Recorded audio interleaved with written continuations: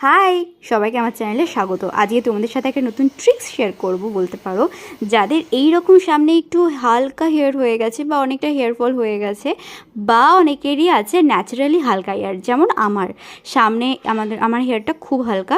চলো একটা নতুন ট্রিক্স শেয়ার করি, ভীষণ উপকারী। এখানে নিয়েছি পেঁয়াজের রস, হয়তো অনেকেই জানো, আবার অনেকেই জানো না। যারা জানো না তারা জেনে নাও, ভীষণভাবে কার্যকরী। তবে মাথায় রাখবে, যদি তোমাদের স্ক্যাল্প অনেক ড্রাই হয় বা ড্যান্ড্রফযুক্ত হয়, সেক্ষেত্রে এই ট্রিক্সটা মানে কোনো ট্রিক্সটি হেয়ার ফল কমার জন্য বা নতুন হেয়ার গ্রো করার জন্য কাজ করবে না। তো এখানে একটা তুলো নিয়েছি এবং তুলোটা ওই পেঁয়াজের রসের মধ্যে ভালো করে ভিজিয়ে নিয়ে পুরো স্ক্যাল্পে ভালো করে স্প্রেড করব।